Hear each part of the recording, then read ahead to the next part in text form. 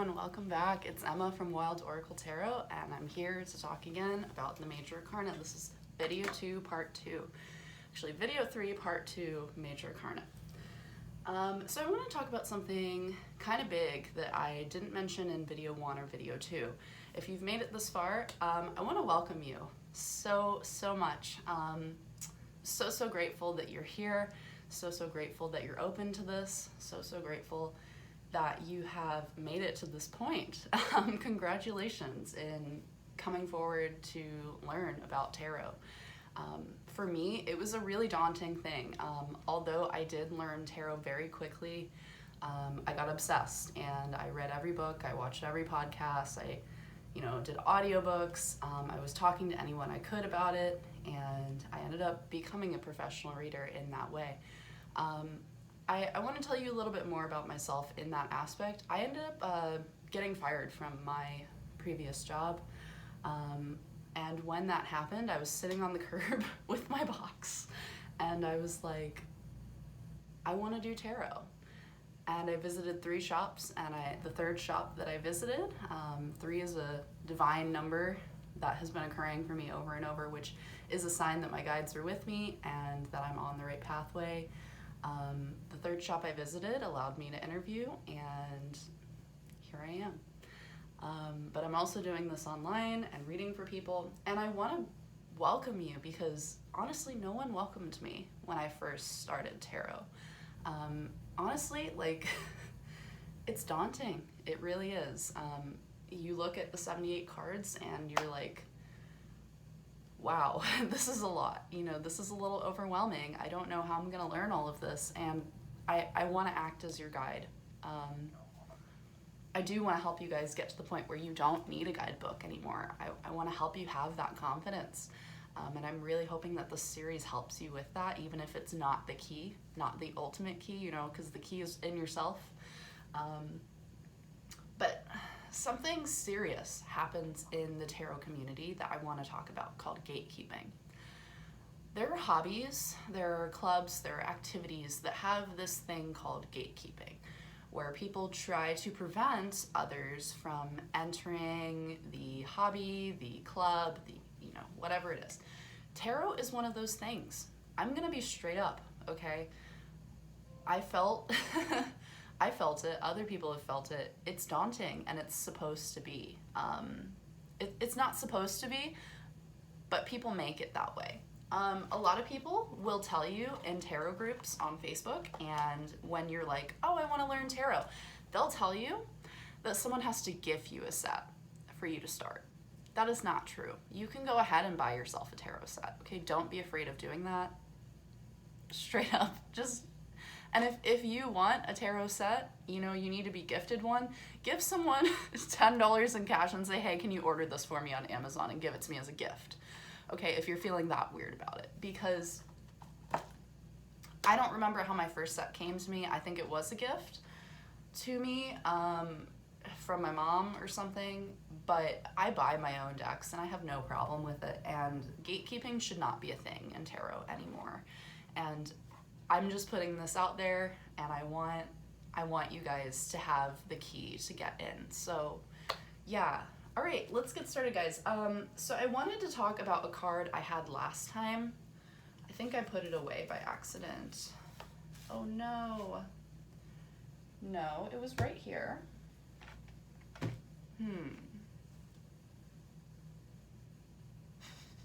All right, anyway, I want to talk about the Magician. Here it is. Okay, the Magician. So I showed you guys this card last time. Let me tap here.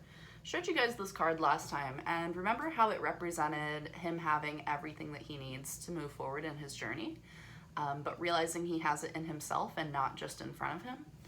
In reverse, the opposite is true. So I feel like a lot of you might be at this point right now. You're like, how do I, I don't have the tools, I don't have everything I need, I don't really know what I'm doing.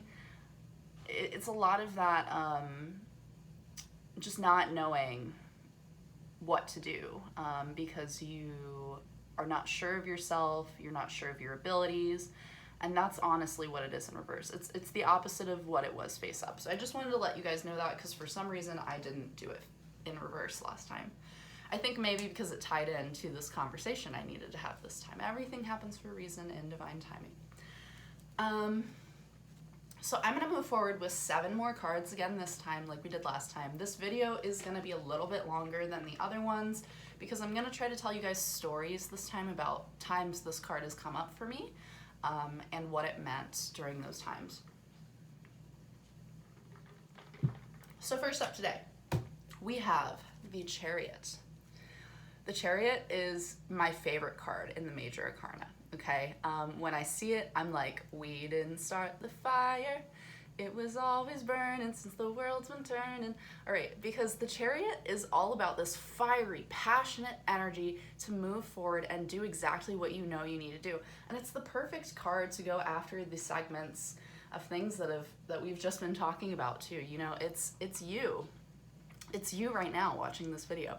You know what you want, and you are grabbing the reins and you're making it happen, okay? That's exactly what the Chariot's about. And you can see that he has 2 Sphinx, and he honestly doesn't even have any reins. If you look at it very closely, I'm looking at the camera too because I can't, the card's facing you. So he doesn't even have any reins, and the reason why is because he's using his mind and his willpower, and he's moving forward in that kind of way. So whenever this card shows up for me, I'm like, wow, you really got this. You know where you're going, you know, and you are filled with fiery passion to go ahead and do it. Right, so let's talk about the reverse. You have the fiery passion still. You're still super excited. You're ready to go. But you don't know where you're steering. You don't know where you're going. Okay, but you've still got all that fiery passion, still all that fiery energy. You're ready to go. But we don't exactly know where. Okay, so that's an issue. But it doesn't change the fact that you are passionate, you are ready, you're ready to move forward, okay? So that's the Chariot. Again, whenever the Chariot comes up for me, I'm like, wow, you got it. You know what you're doing. You know, that's kind of the vibe I get from that card. Another one of my favorite cards. I love that these are all paired together. This set of cards has like 4 or 5 of my favorite cards in the Major Arcana coming up. So next up, we have Strength. Now, everyone has this strength within them, and it is not the kind of strength that punches people out, okay? This is a gentle strength. This is the strength of taming lions, taming tigers, okay? This is a gentle strength that everyone has. And I really can't explain it any other way other than you've made it to this point through, you know, the Fool has made it to this point to realize that they have the strength within them to do anything that they want to do, you know, and it isn't a punch people out kind of strength. It's the kind of strength, again, that tames lions, that tames the beast within themselves too, you know, and is able to assert themselves. All right, so whenever I see this card, that's pretty much what I tell people. You have that inner strength in you, no matter what. Even if it is in reverse, you still have that inner strength in you, but you don't realize it, okay? So if it's in reverse, we have that inner strength, we don't realize we have that inner strength, and we need to come to the point where we do realize it's within us, okay? Whew, love that card. Love that card. It gives me so many, like, good feelings. All right, next we have the Hermit. The Hermit. I did a reading the other day and someone was like, I call myself the Hermit. And I was like, why do you do that? You know, she had the Hermit face up. So the Hermit face up really tells me that you need some time of introspection, time to go within yourself, because you've just realized you have all this inner strength. You've just realized you know exactly where you're going, okay? But the thing that you're missing is going within yourself to really understand your core purpose, to understand you, to understand why you do all the things that you do. And I think that we can only figure out those things by going within ourselves. So the Hermit is on a journey by himself. You'll always see him by himself, and he has a little lantern lighting the way, guiding the way. And I feel like that lantern is just an extension of himself, an extension of his journey, you know? But it's always about going within ourselves. The Hermit in reverse. You are spending way too much time by yourself. quite honestly, go hang out with some people. No, I don't want to be that blunt.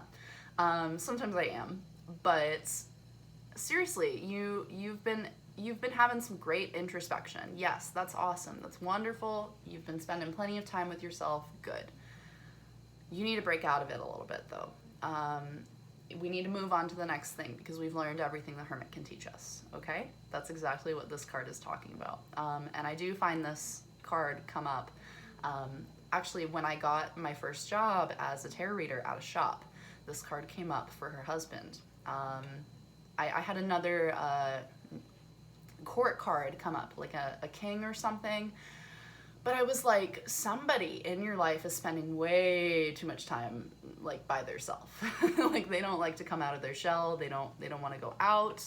And she was like, later at the end of the reading, she was like, it's my husband. I was like, okay, all right.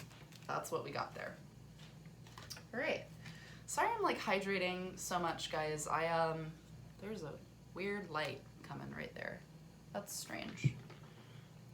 It's my diffuser. I'm trying to see if I can fix that. It's not gonna fix itself. Okay. I don't remember what I was saying. Oh yeah, hydrating myself. I was at the beach yesterday. I slept the rest of the day after, and I just needed to hydrate myself, so I hope you guys don't mind. This is another one of my favorite cards, the Wheel of Fortune. If it helps you guys, think of the show, The Wheel of Fortune, okay? It's the spinning wheel that never ends, okay? And it's always changing all the time. And this card is all about change, about embracing change, about understanding change, about being open. Actually, not understanding it, but being open to it, okay? Being open to the changes coming for you. I love when this card comes up for people in readings, because they're open to the gifts the universe has to offer them, no matter what they are, you know, and they realize that change doesn't have to be a scary thing all the time, and it can be a wonderful, beautiful thing. Right, in reverse, you didn't lose the Wheel of Fortune. You didn't lose the change. The change is still there, but you're not open to it, is the problem, okay? We're not open to the change. We're scared of the change. We're worried about the change. We're afraid that if change comes, we're going to be kicked out of our comfort zone. You know what? Good. Be kicked out of your comfort zone. I hope that you are, you know, because you are here in this life to continue this journey and to learn things. You know, we're here to have an experience. So, yeah, pretty blunt there, but that's exactly what that card means. All right, Justice and I have a weird relationship. Justice and I have a weird relationship. Justice is one of the cards that when I started, it confused me. You guys are gonna probably have a couple cards that you have a weird relationship with. And I'm not saying it's gonna be Justice or Temperance, but Justice and Temperance are my two in the Major Arcana that I have a weird relationship with. For whatever reason, I just couldn't wrap my mind around it at the beginning, and that's okay. That's okay. Sometimes you have to see it in certain ways for it to make sense for you. So the Justice card is all about legal situations, about the truth and nothing but the truth, okay? Again, legal situations, but it often doesn't come up for me in legal situations. It only has in one occasion, okay?